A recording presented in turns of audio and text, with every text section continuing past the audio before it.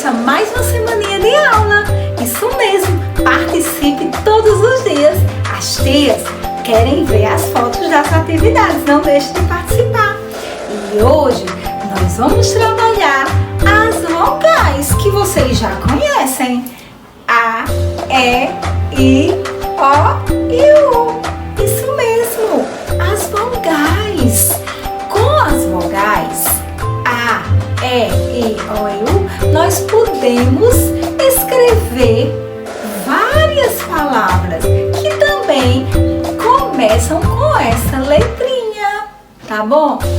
Nós agora vamos ver um vídeo e vocês vão perceber que com essas letrinhas iniciais A, E, I, O e U, nós podemos ter outras palavras.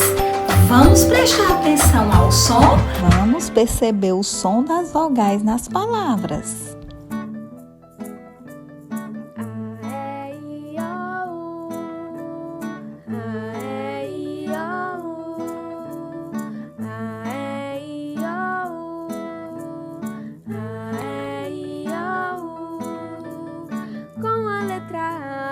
Posso escrever o quê? Avião, agulha, anel.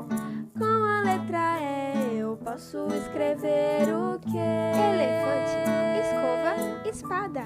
Com a letra I eu posso escrever o quê? Ilha, índio, irmão. Com a letra O eu posso escrever o quê? Ovo, orelha, ovelha. Com a letra U eu posso escrever o quê? Unha, uva, urubu.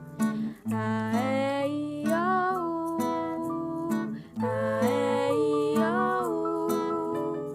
A, E, I, O, U. A, E, I, O, U. A, E, I, O, U.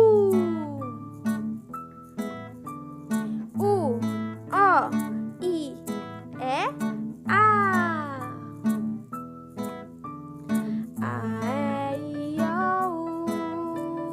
A, E, I, O, U. A, E, I, O, U. A, E, I, O, U. Depois vocês vão fazer uma atividade. Quero ver a foto no grupo.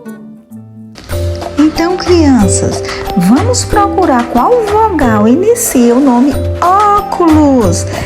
Isso, vogal O. E uva.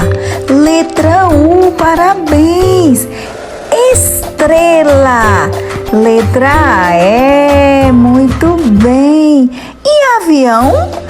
Isso, criança, letra A, vogalzinha A. E igreja?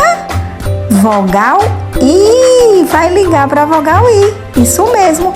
Agora você vai nos quadrinhos ao lado escrever a vogal que começa cada imagem. O de óculos, U de uva, E de estrela, A de avião e I de igreja. Muito bem, tia Paula e as outras tias querem ver a foto no grupo.